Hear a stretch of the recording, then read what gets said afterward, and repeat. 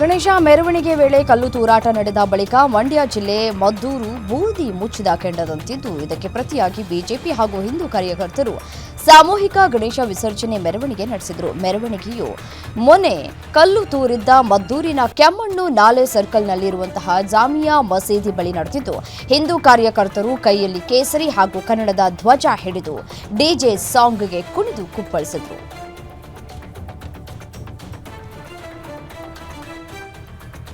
ಮದ್ದೂರಿನಲ್ಲಿ ಹಿಂದೂಗಳ ಮೇಲೆ ದೌರ್ಜನ್ಯ ಹಿನ್ನೆಲೆ ಇಂದು ಮದ್ದೂರಿಗೆ ಹಿಂದೂ ಫೈರ್ ಬ್ರ್ಯಾಂಡ್ ಯತ್ನಾಳ್ ಭೇಟಿಯನ್ನ ನೀಡಲಿದ್ದಾರೆ. ಇಂದು ಸಂಜೆ 4:30ಕ್ಕೆ ಮದ್ದೂರಿನ ಚೆನ್ನೇಗೌಡ ಬಡಾವಣೆಗೆ ತೆರಳಿ ಗಲಭೆ ವೇಳೆ ಗಾಯಗೊಂಡ ಅಜಯ್ ಮನೆಗೆ ತೆರಳಿ ಸಾಂತ್ವನವನ್ನ ಹೇಳಲಿದ್ದಾರೆ. ಈ ಕುರಿತು ಫೇಸ್ಬುಕ್ನಲ್ಲಿ ಶಾಸಕ ಯತ್ನಾಳ್ ಮಾಹಿತಿಯನ್ನು ಹಂಚಿಕೊಂಡಿದ್ದಾರೆ.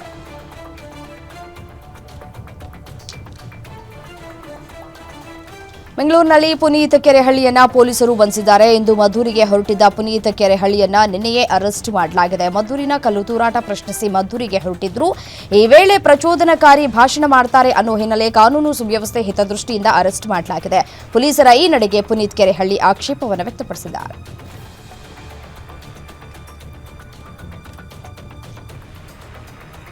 ಪರಿಶಿಷ್ಟ ಜಾತಿ ಒಳ ಮೀಸಲಾತಿ ಹಂಚಿಕೆಯಲ್ಲಿ ಅನ್ಯಾಯವಾಗಿದೆ ಅಂತ ಆರೋಪಿಸಿ ಬಂಜಾರ, ಭೋವಿ, ಕೊರಚ, ಕೊರಮ ಸಮುದಾಯಗಳು ಬೆಂಗಳೂರಿನ ಫ್ರೀಡಂ ಪಾರ್ಕ್ನಲ್ಲಿ ಬೃಹತ್ ಪ್ರತಿಭಟನೆಯನ್ನು ನಡೆಸಿದ್ರು. ಈ ವೇಳೆ ರೊಚ್ಚಿಗೆದ್ದ ಪ್ರತಿಭಟನಾಕಾರರು ಮಹಾರಾಣಿ ಕಾಲೇಜು ಬಳಿ ರಸ್ತೆ ತಡೆದು ರಾಜ್ಯ ಸರ್ಕಾರದ ವಿರುದ್ಧ ಆಕ್ರೋಶ ಹೊರಹಾಕಿದ್ರು. ರಸ್ತೆ ತಡೆಯಿಂದಾಗಿ ಕೆಆರ್ ಸರ್ಕಲ್ ಬಳಿ ಫುಲ್ ಟ್ರಾಫಿಕ್ ಜಾಮ್ ಆಗಿದ್ದು, ವಾಹನ ಸವಾರರು ಪರದಾಡಿದ್ರು.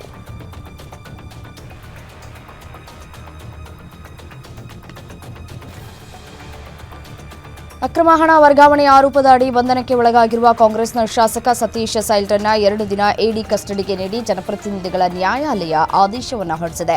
ಮಧ್ಯಂತರ ಜಾಮೀನು ನೀಡುವಂತೆ ಸೈಲ್ ಪರ ವಕೀಲರು ಅರ್ಜಿ ಸಲ್ಲಿಸಿದ್ದು, ಅನಾರೋಗ್ಯದ ಹಿನ್ನೆಲೆ ಜಾಮೀನು ನೀಡಲು ಮನವಿಯನ್ನ ಮಾಡಿದರು. ಪ್ರಕರಣದ ವಿಚಾರಣೆ ನಡೆಸಿದ ನ್ಯಾಯಮೂರ್ತಿಗಳಾದ ಸಂತೋಷ್ ಗಜಾನನ ಭಟ್ ಸತೀಶ್ ಸೈಲ್ರನ್ನ 2 ದಿನ ಇಡಿ ಕಸ್ಟಡಿಗೆ ಒಪ್ಪಿಸಿ ಆದೇಶವನ್ನು ನೀಡಿದ್ದಾರೆ.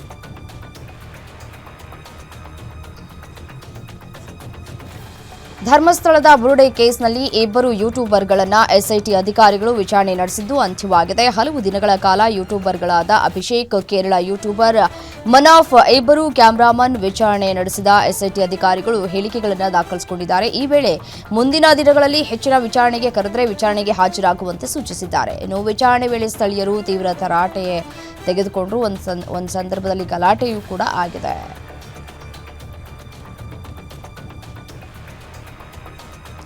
ಈದ್ ಮಿಲಾದ್ ಹಿನ್ನೆಲೆ ಬಾಗಲಕೋಟೆಯ ಪಂಕಾ ಮಸೀದಿ ಬಳಿಯ ಕಟೌಟ್ನಲ್ಲಿ ಹಮಾಸ್ ಸೈನಿಕನ ಭಾವಚಿತ್ರ ಬಳಸಿ ಉದ್ದಟತನ ತೋರಿದ್ದಾರೆ.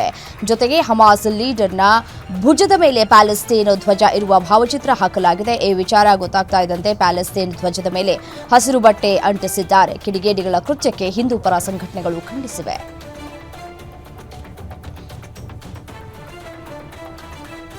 ಔರಾದ್ ಶಾಸಕ ಪ್ರಭು ಚೌಹಾಣ್ಗೆ ಅಶ್ಲೀಲ ಫೋಟೋ ಕಳುಹಿಸಿ ಹಣಕ್ಕೆ ಬೇಡಿಕೆ ಇಟ್ಟಿರುವ ಆರೋಪ ಕೇಳಿಬಂದಿದೆ. ಶಾಸಕ ಪ್ರಭು ಚೌಹಾಣ್ ಯುವತಿಗೆ ಚುಂಬಿಸುವ ಎಡಿಟೆಡ್ ಫೋಟೋ ಕಳುಹಿಸಿ ಹಣಕ್ಕೆ ಬೇಡಿಕೆಯನ್ನ ಇಟ್ಟಿದ್ರು. ಅಪರಿಚಿತ ವ್ಯಕ್ತಿಯಿಂದ ಶಾಸಕರ ವಾಟ್ಸ್ಆಪ್ ಸಂಖ್ಯೆಗೆ ಸಂದೇಶ ಕಳುಹಿಸಿ 30,000 ಹಣದ ಬೇಡಿಕೆಯನ್ನ ಇಟ್ಟಿದ್ರು. ಹಣ ಹಾಕದಿದ್ರೆ ವಿಡಿಯೋ ಶೇರ್ ಮಾಡುವೆ ಅಂತ ಬೆದರಿಕೆಯನ್ನ ಹಾಕಲಾಗಿತ್ತು. ಈ ಕುರಿತು ಶಾಸಕ ಪ್ರಭು ಚೌಹಾಣ್ ಸಂಬಂಧಿ ಮುರಳೀಧರ ನೀಡಿದ ದೂರಿನ ಮೇರೆಗೆ ಕೇಸ್ ದಾಖಲಾಗಿದೆ.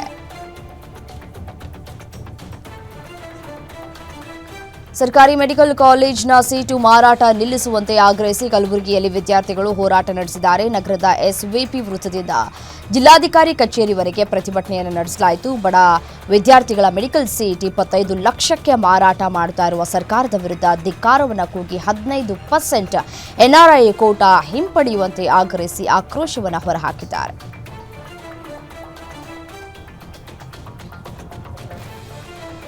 ಕಂದಾಯ ಸಚಿವ ಕೃಷ್ಣ ಬೈರೇಗೌಡ ಸ್ವಕ್ಷೇತ್ರದಲ್ಲಿ ಸರ್ಕಾರಿ ಭೂಮಿ ಒತ್ತುವರಿ ಆರೋಪ ಕೇಳಿಬಂದಿದೆ. ಯಲಹಂಕ ತಾಲೂಕು ಕಚೇರಿ ಮುಂದೆ ತಮೇಶ್ ಗೌಡ ನೇತೃತ್ವದಲ್ಲಿ ಪ್ರತಿಭಟನೆ ನಡೆಸಿದ್ದಾರೆ. ಸ್ಮಶಾನ ಮತ್ತು ಸರ್ಕಾರಿ ಜಮೀನು ಒತ್ತುವರಿ ಆಗಿದೆ ಅಂತ ಆರೋಪಿಸಿದ್ದಾರೆ. ಸುಮಾರು 10 ಎಕರೆಗಿಂತ ಹೆಚ್ಚಿನ ಸರ್ಕಾರಿ ಜಮೀನು ಒತ್ತುವರಿಯಾಗಿದ್ದು, ಕೋಟ್ಯಾಂತರ ರೂಪಾಯಿ ಮೌಲ್ಯದ ಸರ್ಕಾರಿ ಜಮೀನು ಉಳಿಸುವುದಕ್ಕೆ ಅಧಿಕಾರಿಗಳು ಮೀನಾಮೇಷ ಎಣಿಸ್ತಾ ಇದ್ದಾರೆ. ಒತ್ತುವರಿ ತೆರವುಗೊಳಿಸದಿದ್ದರೆ ಸಚಿವರ ಮನೆಗೆ ಮುತ್ತಿಗೆ ಹಾಕುವುದಾಗಿ ಎಚ್ಚರಿಕೆಯನ್ನು ನೀಡಿದ್ದಾರೆ.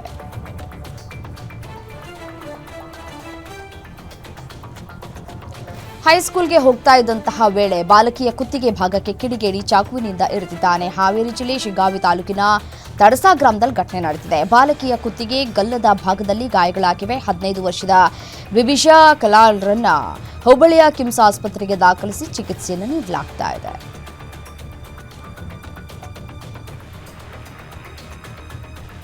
ಹತ್ತಾರು ಕೋತಿಗಳಿಗೆ ವೃದ್ಧೆ ತಾಯಿಯಾದ ಅಪರೂಪದ ಘಟನೆ ನೆಲಮಂಗಲದಲ್ಲಿ ನಡೆದಿದೆ.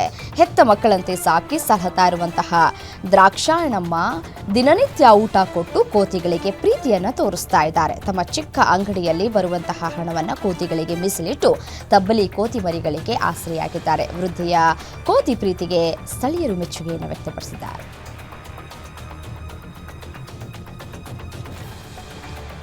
ಜಯದೇವ ಹೃದ್ರೋಗ ವಿಜ್ಞಾನ ಮತ್ತು ಸಂಶೋಧನಾ ಸಂಸ್ಥೆಗೆ ನೂತನ ನಿರ್ದೇಶಕರಾಗಿ ಡಾಕ್ಟರ್ ಬಿ ದಿನೇಶ್ ಅವರು ಅಧಿಕಾರವನ್ನು ವಹಿಸಿಕೊಂಡಿದ್ದಾರೆ. ಬುಧವಾರ ಸಂಜೆ ನಿರ್ದೇಶಕರಾಗಿ ಕರ್ತವ್ಯಕ್ಕೆ ರಿಪೋರ್ಟ್ ಮಾಡಿಕೊಂಡು ನೂತನ ನಿರ್ದೇಶಕರನ್ನ ಜಯದೇವ ಆಸ್ಪತ್ರೆಯ ಹಿಂದಿನ ನಿರ್ದೇಶಕ ಡಾಕ್ಟರ್ ಕೆಎಸ್ ರವೀಂದ್ರನಾಥ್ ಹಾಗೂ ಸಿಬ್ಬಂದಿ ಸ್ವಾಗತಿಸಿದರು.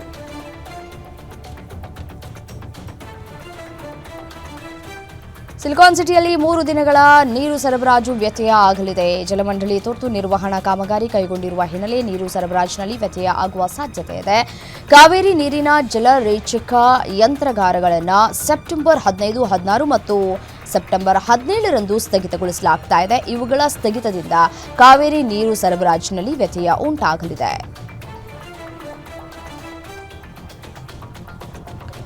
ಬೆಂಗಳೂರಿನಲ್ಲಿ ಸುರಿದ ಧಾರಾಕಾರ ಮಳೆಗೆ ರಸ್ತೆಯಲ್ಲಿ ನೀರು ನಿಂತು ವಾಹನ ಸವಾರರು ಪರದಾಡಿದರು. ಎಲೆಕ್ಟ್ರಾನಿಕ್ ಸಿಟಿಯ ವೀರಸಂದ್ರ ಸಿಗ್ನಲ್ನಲ್ಲಿ ರಸ್ತೆ ಜಲಾವೃತವಾಗಿತ್ತು.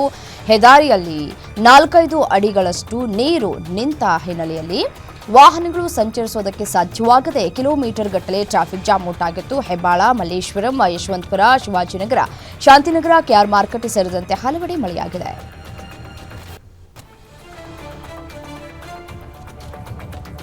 ವಿಜಯಪುರ ಜಿಲ್ಲೆಯಲ್ಲಿ ಕಳೆದ 1 ವಾರದಿಂದ ವರುಣ ವಿಶ್ರಾಂತಿ ಪಡೆದಿದ್ದ. ಇದೀಗ ಮತ್ತೆ ಜಿಲ್ಲೆಯಾದ್ಯಂತ ವರುಣ ತನ್ನ ಆರ್ಭಟವನ್ನು ಪ್ರಾರಂಭಿಸಿದ್ದಾನೆ. ನಿನ್ನೆ ರಾತ್ರಿ ಬಿಟ್ಟು ಬಿಡದೆ ಜಿಲ್ಲೆಯಾದ್ಯಂತ ಧಾರಾಕಾರ ಮಳೆಯಾಗಿದೆ. ಗುಡುಗು ಸಿಡಿಲು ಸಮೇತ ಭಾರೀ ಮಳೆಯಾಗಿದ್ದು ರೈತರಲ್ಲಿ ಮಂದಹಾಸ ಮೂಡಿದ್ದು ವಾಹನ ಸವಾರರು ಪರದಾಡಿದ್ದಾರೆ.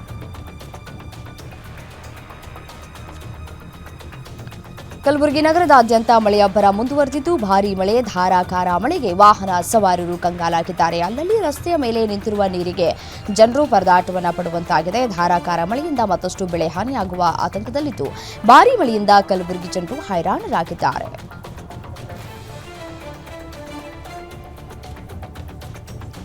ಭಾರತ ಹಾಗೂ ಯುರೋಪ್ ಒಕ್ಕೂಟದ ನಡುವಿನ ವ್ಯಾಪಾರ ಒಪ್ಪಂದ ಯಶಸ್ವಿಯಾಗಿರುವುದಕ್ಕೆ ಪ್ರಧಾನಿ ನರೇಂದ್ರ ಮೋದಿ ಅವರು ಇಟಾಲಿ ಪ್ರಧಾನಿ ಜಾರ್ಜಿಯಾ ಮೆಲೋನಿ ಅವರಿಗೆ ಕರೆ ಮಾಡಿ ಧನ್ಯವಾದವನ್ನು ಅರ್ಪಿಸಿದ್ದಾರೆ. ಈ ಕುರಿತು ಸಾಮಾಜಿಕ ಜಾಲತಾಣದಲ್ಲಿ ಪೋಸ್ಟ್ ಮಾಡಿರುವಂತಹ ಪ್ರಧಾನಿ, ಭಾರತ ಇಟಲಿ ನಡುವಿನ ಕಾರ್ಯತಂತ್ರಾತ್ಮಕ ಪಾಲುದಾರಿಕೆಯನ್ನು ಇನ್ನಷ್ಟು ಬಲಪಡಿಸುವ ಸಲುವಾಗಿ ಇಟಲಿ ಪ್ರಧಾನಿ ಜಾರ್ಜಿಯಾ ಮೆಲೋನಿ ಅವರೊಂದಿಗೆ ಅತ್ಯಂತ ಪರಿಣಾಮಕಾರಿ ಮತ್ತು ಉತ್ಸಾಹಭರಿತ ಮಾತುಕತೆ ನಡೆಸಿದ್ದು, ಈ ವೇಳೆ ಉಕ್ರೇನ್ನಲ್ಲಿ ನಡೀತಾ ಇರುವ ಯುದ್ಧದ ತ್ವರಿತ ಅಂತ್ಯಕ್ಕಾಗಿ ಚರ್ಚೆ ನಡೆಸಿದ್ದೇವೆ ಎಂದರು.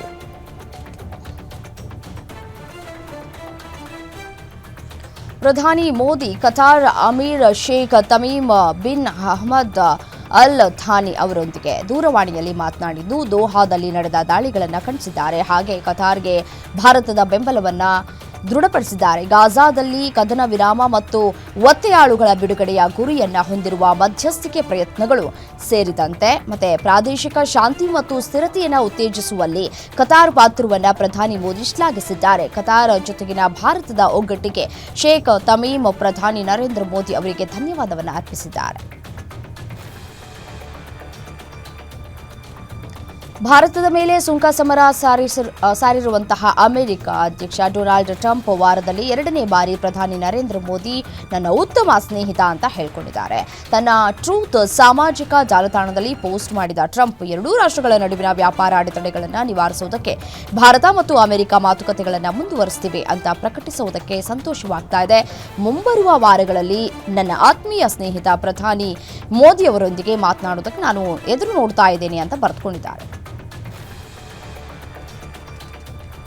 ಭಾರತದ ಬಗ್ಗೆ ಅಮೆರಿಕದ ಮೃದು ಧೋರಣೆ ಮತ್ತು ಅಧ್ಯಕ್ಷ ಡೊನಾಲ್ಡ್ ಟ್ರಂಪ್ ಅವರ ಇತ್ತೀಚಿನ ಹೇಳಿಕೆಗಳು ಎರಡು ದೇಶಗಳ ನಡುವಿನ ಸಂಬಂಧಗಳು ಮತ್ತು ಹಳಿಗೆ ಬರುವ ಭರವಸೆಯನ್ನ ಹುಟ್ಟುಹಾಕಿವೆ. ಇದಕ್ಕೂ ಮೊದಲು ಪ್ರಧಾನಿ ಮೋದಿ ಜೊತೆ ಚರ್ಚೆ ನಡೆಸುವುದಕ್ಕೆ ಎದುರು ನೋಡ್ತಾ ಇರುವುದಾಗಿ ಟ್ರಂಪ್ ಹೇಳಿದರು. ಇದಕ್ಕೆ ಪ್ರತಿಕ್ರಿಯಿಸಿದ ಪ್ರಧಾನಿ ಮೋದಿ ಎರಡೂ ದೇಶಗಳ ಜನರಿಗೆ ಉಜ್ವಲ ಮತ್ತು ಸಮೃದ್ಧ ಭವಿಷ್ಯವನ್ನ ಖಚಿತಪಡಿಸಿಕೊಳ್ಳುವುದಕ್ಕೆ ನಾವು ಒಟ್ಟಾಗಿ ಕೆಲಸವನ್ನ ಮಾಡ್ತೇವೆ ಅಂತ ಹೇಳಿದ್ದಾರೆ.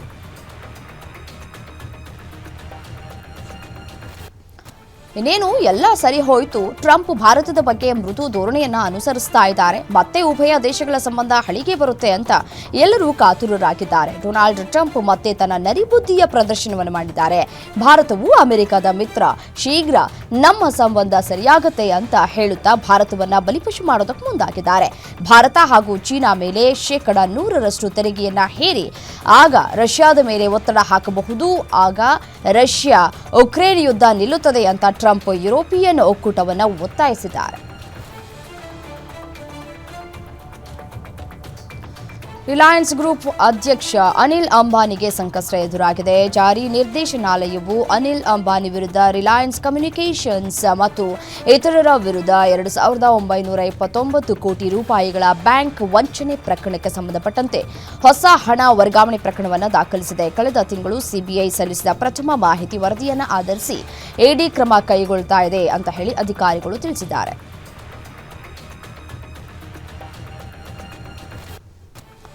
ದೆಹಲಿ ಪೊಲೀಸರ ವಿಶೇಷ ಘಟಕವು ಕೇಂದ್ರೀಯ ಗುಪ್ತಚರ ಸಂಸ್ಥೆಗಳು ಮತ್ತು ಜಾರ್ಖಂಡ್ ಭಯೋತ್ಪಾದನಾ ನಿಗ್ರಹ ದಳದ ಸಹಯೋಗದೊಂದಿಗೆ ದೇಶಾದ್ಯಂತ 2 ವಿಭಿನ್ನ ಸ್ಥಳಗಳಲ್ಲಿ 2 ಐಎಸ್ಐಎಸ್ ಶಂಕಿತ ಭಯೋತ್ಪಾದಕರನ್ನು ಬಂಧಿಸಿದೆ. ಈ ಕಾರ್ಯಾಚರಣೆಯು ದೇಶದ ಹಲವು ರಾಜ್ಯಗಳ 12ಕ್ಕೂ ಹೆಚ್ಚು ಸ್ಥಳಗಳಲ್ಲಿ ನಡೆದ ದಾಳಿಗಳ ಭಾಗವಾಗಿದೆ. ದೇಶಾದ್ಯಂತ ಹಲವೆಡೆ ವಿಧ್ವಂಸಕ ಕೃತ್ಯಕ್ಕೆ ಸಂಚು ರೂಪಿಸಿದ್ದ ಮೋಸ್ಟ್ ವಾಂಟೆಡ್ ಐಸಿಸ್ ಉಗ್ರ ಶಾಹ್ ನವಾಜ್ ಬಲೆಗೆ ಬಿದ್ದಿದ್ದಾನೆ.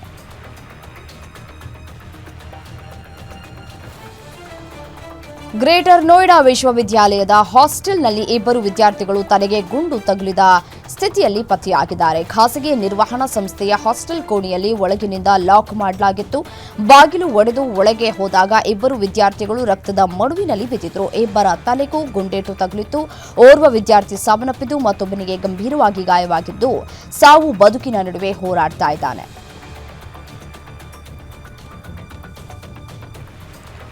ಸಾಮಾನ್ಯವಾಗಿ ಹೊಸ ವಾಹನ ಖರೀದಿಸಿದರೆ ಗಾಡಿಗೆ ಯಾವುದೇ ದೃಷ್ಟಿಯಾಗದಿರಲಿ, ತನ್ನನ್ನು ಸದಾ ಸುರಕ್ಷಿತವಾಗಿ ಇಟ್ಟಿರಲಿ ಅಂತ ಪೂಜೆ ಮಾಡಿಸೋದು ಸಹಜ.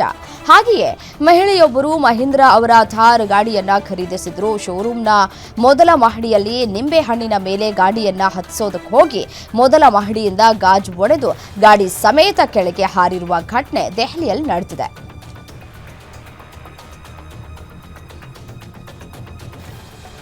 ಆಂಧ್ರಪ್ರದೇಶದ ಕೊನಸೀಮಾ ಜಿಲ್ಲೆಯಲ್ಲಿ ವಿಚಿತ್ರ ಘಟನೆಯೊಂದು ನಡೆದಿದೆ. ಕುಡಿದ ಮತ್ತಿನಲ್ಲಿ ವ್ಯಕ್ತಿಯೊಬ್ಬ ಕುತ್ತಿಗೆಗೆ ಹಾವನ್ನ ಸುತ್ತಕೊಂಡು ಗ್ರಾಮದಲ್ಲಿ ಆತಂಕವನ್ನು ಸೃಷ್ಟಿಸಿದ್ದಾನೆ. ಕುಡಿದ ಮತ್ತಿನಲ್ಲಿ ವ್ಯಕ್ತಿಯೊಬ್ಬ ಹಾವಿನೊಂದಿಗೆ ಆಟವಾಡುತ್ತಾ ಇರುವ ವಿಡಿಯೋ ವೈರಲ್ ಆಗಿದ್ದು, ವಿಷಪೂರಿತ ಅಪಾಯಕಾರಿ ಹಾವಿನಿಂದ ತಮ್ಮನ್ನು ರಕ್ಷಿಸುವುದಕ್ಕೆ ಪ್ರಯತ್ನಿಸ್ತಾ ಇರುವಂತಹ ಗ್ರಾಮಸ್ಥರ ಮೇಲೆ ಆ ವ್ಯಕ್ತಿ ಹಾವನ್ನ ಎಸೆಯುವುದಾಗಿ ಬೆದರಿಕೆ ಹಾಕಿದ್ದಾನೆ.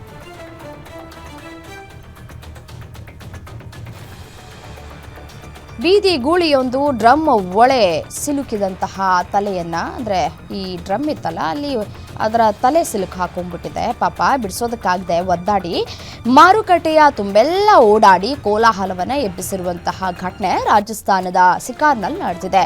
ಗೂಳಿಯ ಕೊಂಬಿಗೆ ಡ್ರಮ್ ಸಿಲುಕಿದ್ರಿಂದ ಅದನ್ನು ತೆಗೆಯೋದಕ್ಕೆ ಸಾಧ್ಯ ಆಗಿಲ್ಲ. ಗೂಳಿಯ ಅವತಾರದಿಂದ ಈ ಜನರು ಕೂಡ ಒಂದು ಕ್ಷಣ ಬೆಚ್ಚಿ ಬಿದ್ದಿದ್ದಾರೆ ಮತ್ತು ಅದನ್ನು ಹೊರಗೆ ತೆಗೆಯುವಂತಹ ಪ್ರಯತ್ನವನ್ನು ಕೂಡ ಮಾಡಿದ್ದಾರೆ. ಆ ಒಂದು ವಿಡಿಯೋ ಸಾಮಾಜಿಕ ಮಾಧ್ಯಮದಲ್ಲಿ ವೈರಲ್ ಆಗಿದೆ.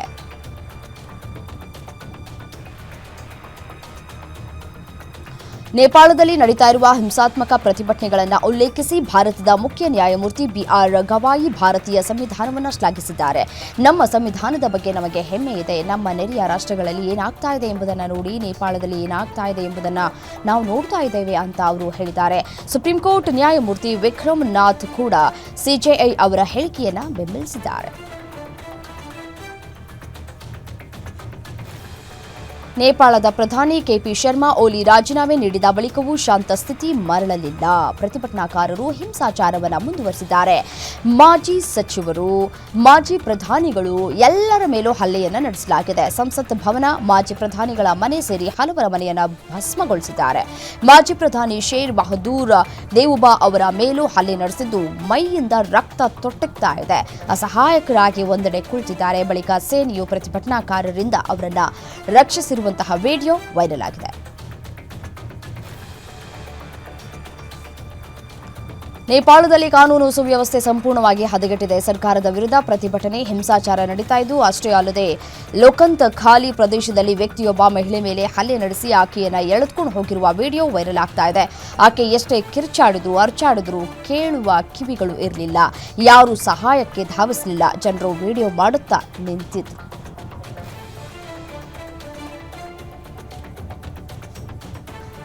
ನೇಪಾಳದಲ್ಲಿ ನಡೀತಾ ಇರುವಂತಹ ಪ್ರತಿಭಟನೆಯ ಕಿಚ್ಚಿಗೆ ಅನೇಕ ರಾಜಕೀಯ ನಾಯಕರ ಮನೆಗಳು, ಪಾರ್ಲಿಮೆಂಟ್, ವಿಮಾನ ನಿಲ್ದಾಣ, ಹೋಟೆಲ್ಗಳು ಧ್ವಂಸವಾಗಿವೆ. ನಿನ್ನೆ ಪ್ರತಿಭಟನಾಕಾರರು ಕಠ್ಮಂಡುವಿನಲ್ಲಿರುವಂತಹ ಹಿಲ್ಟನ್ ಹೋಟೆಲ್ ಅನ್ನು ನಾಶಪಡಿಸಿದ್ದಾರೆ. ಈ ಹೋಟೆಲ್ ನೇಪಾಳದ ಅತ್ಯಂತ ಎತ್ತರದ ಹೋಟೆಲ್ ಆಗಿದೆ. ಹಿಂಸಾತ್ಮಕ ಸರ್ಕಾರಿ ವಿರೋಧಿ ಪ್ರತಿಭಟನೆಗಳ ಸಮಯದಲ್ಲಿ ನೇಪಾಳದ ಅತಿ ಎತ್ತರದ ಹೋಟೆಲ್ಗಳಲ್ಲಿ ಒಂದಾದ ಹಿಲ್ಟನ್ ಸುಟ್ಟು ಕರಕಲಾಗಿದೆ.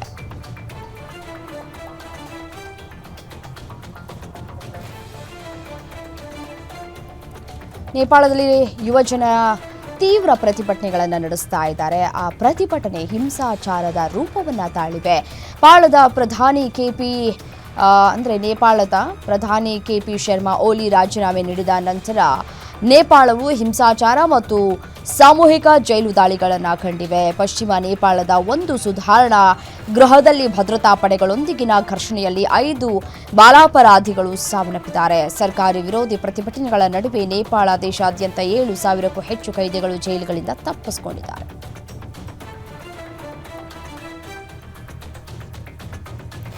ನೇಪಾಳದಲ್ಲಿ ನಡೀತಾ ಇರುವಂತಹ ಪ್ರತಿಭಟನೆಗಳು ಹಿಂಸಾಚಾರಕ್ಕೆ ತಿರುಗಿ ನೇಪಾಳದ ಪ್ರಧಾನಿ ಹಾಗೂ ಅಧ್ಯಕ್ಷರು ರಾಜೀನಾಮೆ ನೀಡಿದ್ದಾರೆ. ಇದರ ಬೆನ್ನಲ್ಲೇ ನಿವೃತ್ತ ಮುಖ್ಯ ನ್ಯಾಯಮೂರ್ತಿ ಸುಶೀಲಾ ಕರ್ಕಿ ಅವರನ್ನು ಮಧ್ಯಂತರ ಸರ್ಕಾರದ ನಾಯಕಿಯಾಗಿ ಆಯ್ಕೆ ಮಾಡಲಾಗಿದೆ. ದೇಶಾದ್ಯಂತ ನಡೆದ ವರ್ಚುವಲ್ ಸಭೆಯಲ್ಲಿ 5,000ಕ್ಕೂ ಹೆಚ್ಚು ಯುವಕರು ಅವರನ್ನು ಬೆಂಬಲಿಸಿದ ನಂತರ ನಿವೃತ್ತ ಮುಖ್ಯ ನ್ಯಾಯಮೂರ್ತಿ ಸುಶೀಲಾ ಕರ್ಕಿ ಅವರು ನೇಪಾಳದ ಮುಂದಿನ ಪ್ರಧಾನಿ ಹುದ್ದೆಗೆ ಜನರಲ್ ಝಡ್ ಅವರ ಪ್ರಮುಖ ಆಯ್ಕೆಯಾಗಿ ಹೊರಹೊಮ್ಮಿದ್ದಾರೆ.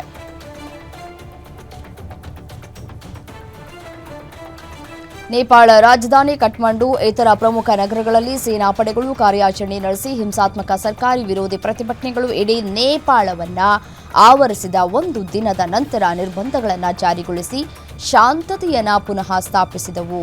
ನಿನ್ನೆ ರಾತ್ರಿ ರಾಷ್ಟ್ರವ್ಯಾಪಿ ಭದ್ರತಾ ಕಾರ್ಯಾಚರಣೆಗಳ ಆಧಿಪತ್ಯವನ್ನು ವಹಿಸಿಕೊಂಡ ನೇಪಾಳ ಸೇನೆಯು ಸಾಮಾನ್ಯ ನಾಗರಿಕರು ಮತ್ತು ಸಾರ್ವಜನಿಕ ಆಸ್ತಿಗೆ ತೀವ್ರ ಹಾನಿ ಉಂಟು ಮಾಡುವ ಗುಂಪುಗಳ ಬಗ್ಗೆ ಕಳವಳ ವ್ಯಕ್ತಪಡಿಸಿ ಕಠ್ಮಂಡು, ಲಲಿತಪುರ ಮತ್ತು ಭಕ್ತಪುರ ಸೇರಿದಂತೆ ನಗರಗಳಲ್ಲಿ ನಿರ್ಬಂಧಗಳನ್ನು ವಿಧಿಸಿದೆ.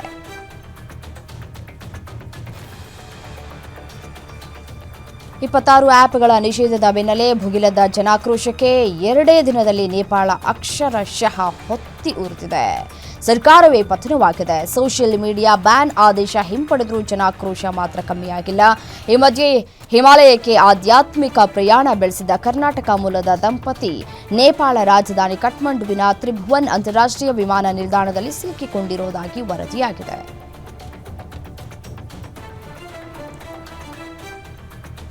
ಪೋಲೆಂಡ್ನಲ್ಲಿ ರಷ್ಯಾದ ಡ್ರೋನ್ಗಳು ಪತ್ತೆಯಾಗಿದ್ದು ಪ್ರಮುಖ ಏರ್ಪೋರ್ಟ್ಗಳನ್ನು ಮುಚ್ಚಲಾಗಿದೆ ಎನ್ನುವ ಮಾಹಿತಿ ಲಭ್ಯವಾಗಿದೆ. ಮಧ್ಯ ಯುರೋಪಿಯನ್ ದೇಶ ಪೋಲೆಂಡ್ ತನ್ನ ವಾಯು ಪ್ರದೇಶದಲ್ಲಿ ಹಲವಾರು ರಷ್ಯಾದ ಡ್ರೋನ್ಗಳನ್ನು ಹೊಡೆದು ಉರುಳಿಸಿರುವುದಾಗಿ ಹೇಳಿಕೊಂಡಿದೆ. ರಷ್ಯಾದೊಂದಿಗೆ ಯುದ್ಧ ಮಾಡ್ತಾ ಇರುವ ಉಕ್ರೇನಿಯನ್ ವಾಯುಪಡೆಯು ರಷ್ಯಾದ ಡ್ರೋನ್ಗಳು ಈಗ ಉಕ್ರೇನಿನ ಗಡಿಯನ್ನ ದಾಟಿ ಪೋಲೆಂಡ್ಗೆ ಪ್ರವೇಶಿಸಲಿವೆ ಅಂತ ಪೋಲೆಂಡ್ ಎಚ್ಚರಿಕೆಯನ್ನು ನೀಡಿದಾಗ ಉಕ್ರೇನಿನ ಪಶ್ಚಿಮದಲ್ಲಿರುವ ಈ ದೇಶವು ಈ ಕ್ರಮವನ್ನು ಕೈಗೊಂಡಿದೆ. ಫ್ರಾನ್ಸ್ನಲ್ಲಿ ಈಗ ಸರ್ಕಾರದ ವಿರುದ್ಧ ಜನರ ಆಕ್ರೋಶ ಕಟ್ಟೆಯೊಡೆದಿದೆ. ಸರ್ಕಾರದ ಆರ್ಥಿಕ ನೀತಿಗಳನ್ನು ವಿರೋಧಿಸಿ ಸಾವಿರಾರು ಜನ ಬೀದಿಗಿಳಿದು ಪ್ರತಿಭಟನೆಯನ್ನು ನಡೆಸ್ತಾ ಇದ್ದಾರೆ. ರಾಜಧಾನಿ ಪ್ಯಾರಿಸ್ನಲ್ಲಿ ಪ್ರತಿಭಟನೆ ಹಿಂಸಾತ್ಮಕ ರೂಪಕ್ಕೆ ತಿರುಗಿದೆ. ರಸ್ತೆಯನ್ನು ತಡೆದು ವಾಹನಗಳಿಗೆ ಬೆಂಕಿ ಹಚ್ಚಿ ಆಕ್ರೋಶವನ್ನು ಹೊರಹಾಕಿದ್ದಾರೆ. ಪೊಲೀಸರ ಮೇಲೂ ಕೂಡ ಕಲ್ಲು ತೂರಾಟವನ್ನು ನಡೆಸಿದ್ದಾರೆ. ಎಮ್ಯಾನ್ಯುಯಲ್ ಮ್ಯಾಕ್ರಾನ್ ನೇತೃತ್ವದ ಸರ್ಕಾರದ ನೀತಿಗಳ ವಿರುದ್ಧ ಪ್ರತಿಭಟನೆಯನ್ನು ನಡೆಸ್ತಾ ಇದ್ದಾರೆ. ಮ್ಯಾಕ್ರಾನ್ ಸರ್ಕಾರ ಜನಜೀವನ ಮಟ್ಟ ಸುಧಾರಿಸುವಲ್ಲಿ ವಿಫಲವಾಗಿದೆ.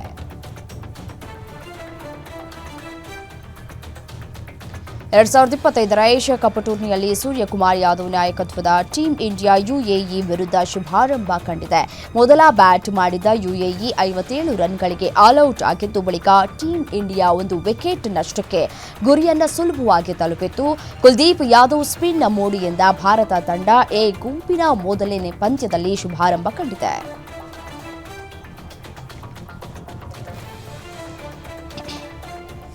ಏಷ್ಯಾ ಕಪ್ನಲ್ಲಿ ಟೀಂ ಇಂಡಿಯಾ ಟೂರ್ನಿಯ ಮೊದಲ ಪಂದ್ಯದಲ್ಲಿ ಯುಎಇ ತಂಡದ ವಿರುದ್ಧ ಜಯಗಳಿಸಿದೆ. ಸೂರ್ಯಕುಮಾರ್ ಪಡೆ ಆತಿಥೇಯ ತಂಡವನ್ನು ಕೇವಲ 57 ರನ್ಗಳಿಗೆ ಆಲ್ಔಟ್ ಮಾಡಿದೆ. ಮ್ಯಾಜಿಕಲ್ ಸ್ಪಿನ್ ದಾಳಿ ನಡೆಸಿದ ಕುಲ್ದೀಪ್ ಯಾದವ್ ಕೇವಲ 2.1 ಓವರ್ ಬೌಲ್ ಮಾಡಿ 7 ರನ್ಗಳನ್ನು ಬಿಟ್ಟುಕೊಟ್ಟು ಅತ್ಯಧಿಕ 4 ವಿಕೆಟ್ ಉರುಳಿಸಿದ್ರು. ಒಂದೇ ಓವರ್ನಲ್ಲಿ 3 ವಿಕೆಟ್ ಪಡೆದ ಕುಲ್ದೀಪ್ ಸಚಿನ್ ತೆಂಡೂಲ್ಕರ್ ಅವರ ದಾಖಲೆಯನ್ನು ಮುರಿದಿದ್ದಾರೆ. ನಿಶ್ಚಿತಾರ್ಥದ ಬಳಿಕ ಮೊದಲ ಬಾರಿಗೆ ಮೈದಾನದಲ್ಲಿ ಕಾಣಿಸಿಕೊಂಡಿರುವ ಅರ್ಜುನ್ ತೆಂಡೂಲ್ಕರ್ ತಮ್ಮ ಮಾರಕ ಬೌಲಿಂಗ್ ಮೂಲಕ 5 ವಿಕೆಟ್ ಪಡೆದಿದ್ದಾರೆ. ಕರ್ನಾಟಕದಲ್ಲಿ ನಡೀತಾ ಇರುವ ತಿಮ್ಮಪ್ಪಯ್ಯ ಸ್ಮಾರಕ ಕ್ರಿಕೆಟ್ ಪಂದ್ಯಾವಳಿಯಲ್ಲಿ ಗೋವಾ ಪರ ಆಡ್ತಾ ಇರುವಂತಹ ಅರ್ಜುನ್ ತೆಂಡೂಲ್ಕರ್ ಮಹಾರಾಷ್ಟ್ರ ತಂಡದ ವಿರುದ್ಧ ಬೌಲಿಂಗ್ನಲ್ಲಿ ಮಿಂಚಿನ ಪ್ರದರ್ಶನವನ್ನು ನೀಡಿದ್ದಾರೆ.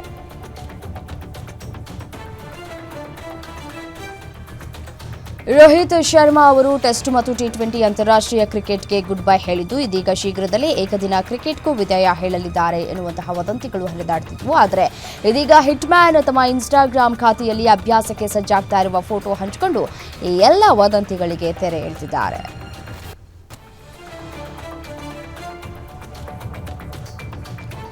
ಎರಡ್ 2026ರ ಮಾರ್ಚ್ನಲ್ಲಿ ಆಸ್ಟ್ರೇಲಿಯಾದ ಮೆಲ್ಬೋರ್ನ್ನಲ್ಲಿ ನಿಗದಿಯಾಗಿದ್ದ ಆಸ್ಟ್ರೇಲಿಯಾ ಮತ್ತು ಭಾರತ ನಡುವಿನ 3ನೇ ಮಹಿಳಾ ಏಕದಿನ ಪಂದ್ಯವು ಹೋಂಬಾರ್ಟ್ಗೆ ಸ್ಥಳಾಂತರಿಸಲಾಗಿದೆ. ಮೆಲ್ಬೋರ್ನ್ನ ಓವಲ್ ಮೈದಾನದಲ್ಲಿ ನವೀಕರಣ ಕಾರ್ಯ ನಡೀತಾ ಇದ್ದು ಪಂದ್ಯದ ವೇಳೆಗೆ ಹೊಸ ಫ್ಲಡ್ ಲೈಟ್ಗಳು ಸಿದ್ಧವಾಗದ ಕಾರಣ ಪಂದ್ಯವನ್ನು ಸ್ಥಳಾಂತರ ಮಾಡುವುದಕ್ಕೆ ನಿರ್ಧರಿಸಲಾಗಿದೆ ಅಂತ ಆಸ್ಟ್ರೇಲಿಯಾ ಕ್ರಿಕೆಟ್ ತಂಡ ತಿಳಿಸಿದೆ.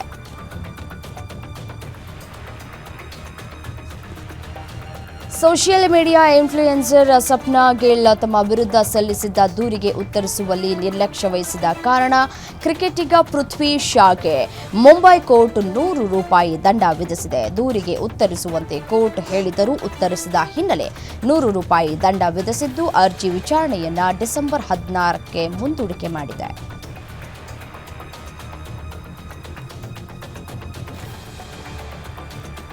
ರೇಣುಕಾಸ್ವಾಮಿ ಕೊಲೆ ಪ್ರಕರಣದಲ್ಲಿ ನಟ ದರ್ಶನ್ 2ನೇ ಬಾರಿ ಜೈಲು ಸೇರಿ 28 ದಿನ ಕಳೆದಿದ್ದಾರೆ. ಇದರ ನಡುವೆ ದರ್ಶನ್ಗೆ ಜೈಲಲ್ಲಿ ಇರುವ ಟಫ್ ರೂಲ್ಸ್ನಿಂದಾಗಿ ಸಾಕಷ್ಟು ಸಮಸ್ಯೆ ಉಂಟಾಗಿತ್ತು. ಮಂಗಳವಾರ ಈ ವಿಚಾರವಾಗಿ ಕೋರ್ಟ್ನಲ್ಲಿ ಕನಿಷ್ಠ ಸೌಲಭ್ಯಗಳನ್ನು ನೀಡುವ ಬಗ್ಗೆ ಅಧಿಕೃತವಾಗಿ ಸೂಚನೆ ನೀಡಲಾಗಿದೆ. ಅದರಂತೆ ದರ್ಶನ್ಗೆ ತನ್ನ ಸೆಲ್ ಮುಂದೆ ವಾಕಿಂಗ್ ಮಾಡೋದಕ್ಕೆ ಅವಕಾಶ ದೊರೆತಿದೆ. ಜೊತೆಗೆ 2 ಗಟ್ಟಿಯಾದ ಜಮ್ಖಾನ, 1 ಚಾಪೆ ಜೊತೆಗೆ ತಲೆದಿಂಬನ್ನ ಜೈಲಾಧಿಕಾರಿಗಳು ನೀಡಿದ್ದಾರೆ.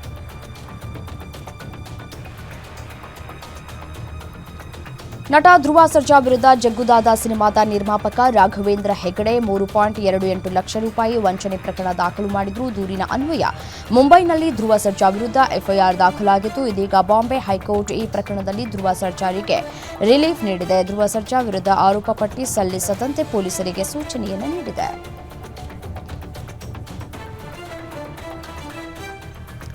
ನಟ ಪ್ರಥಮ್ಗೆ ಡ್ರ್ಯಾಗರ್ ತೋರಿಸಿ ಬೆದರಿಕೆ ಹಾಕಿದ ಪ್ರಕರಣಕ್ಕೆ ಸಂಬಂಧಪಟ್ಟಂತೆ ಬೆಂಗಳೂರಿನ ರೌಡಿ ಶೀಟರ್ ಬೇಕರಿ ರಘು ಹಾಗೂ ಯಶಸ್ವಿನಿಯನ್ನ ದೊಡ್ಡಬಳ್ಳಾಪುರ ಗ್ರಾಮಾಂತರ ಪೊಲೀಸರು ಬಂಧಿಸಿದ್ದಾರೆ. ಕಳೆದ ತಿಂಗಳು ಬೇಕರಿ ರಘು ಮತ್ತು ಯಶಸ್ವಿನಿ ಎಂಬುವರನ್ನ ಪೊಲೀಸರು ಬಂಧಿಸಲು ತೆರಳಿದ್ರು. ಆದರೆ ಬಂಧನಕ್ಕೂ ಮೊದಲೇ ಜಾಮೀನನ್ನು ಪಡೆದುಕೊಂಡಿದ್ರು. ಕೋರ್ಟ್ ಷರತ್ತುಬದ್ಧ ಜಾಮೀನು ಮಂಜೂರು ಮಾಡಿತು. ಆದರೆ ಷರತ್ತು ಉಲ್ಲಂಘನೆ ಮಾಡಿದ ಕಾರಣ ಈಗ ಬಂಧಿಸಲಾಗಿದೆ.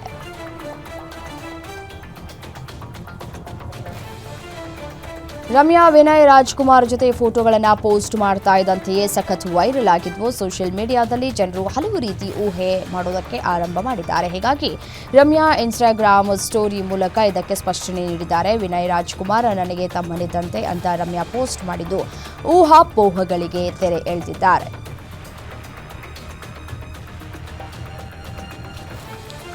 ನಟ ಕಿಚ್ಚ ಸುದೀಪ್ ಹುಟ್ಟುಹಬ್ಬಕ್ಕೆ ಪತ್ನಿ ಪ್ರಿಯಾ ಮಹತ್ತರ ಕಾರ್ಯವನ್ನು ಕೈಗೊಂಡಿದ್ದಾರೆ. ಅಂಗ ಮತ್ತು ಅಂಗಾಂಶ ದಾನ ಮಾಡುವ ಮೂಲಕ ಸಮಾಜಕ್ಕೆ ಮಾದರಿಯಾಗಿದ್ದಾರೆ. ಕಿಚ್ಚ ಸುದೀಪ್ ಕೇರ್ ಫೌಂಡೇಶನ್ ಮೂಲಕ ಪ್ರಿಯಾ ಸುದೀಪ್ ಅಂಗ ಮತ್ತು ಅಂಗಾಂಗ ದಾನ ಮಾಡಿದ್ದಾರೆ. ಈ ಬಗ್ಗೆ ವಿಡಿಯೋ ಮೂಲಕ ಮಾಹಿತಿಯನ್ನು ಹಂಚಿಕೊಂಡಿದ್ದಾರೆ. ನಟಿ ಪ್ರಗ್ಯಾ ಜೈಸ್ವಾಲ್ ತನ್ನ ಅದ್ಭುತ ಫ್ಯಾಷನ್ ಲುಕ್ ಮೂಲಕ ಸೋಷಿಯಲ್ ಮೀಡಿಯಾದಲ್ಲಿ ಮತ್ತೊಮ್ಮೆ ಸದ್ದು ಮಾಡಿದ್ದಾರೆ. ತೆಲುಗು ಸಿನಿಮಾಗಳಲ್ಲಿ ಹೆಚ್ಚಾಗಿ ಕಾಣಿಸಿಕೊಳ್ಳುವ ಅವರು ಈ ಬಾರಿ ಬಿಳಿ ಬಣ್ಣದ ಹಾಟ್ ಬಾಡಿ ಸೂಟ್ನಲ್ಲಿ ಫೋಟೋ ಶೂಟ್ ಮಾಡಿಸಿಕೊಂಡಿದ್ದು ಅಭಿಮಾನಿಗಳು ಫಿದಾ ಆಗಿದ್ದಾರೆ.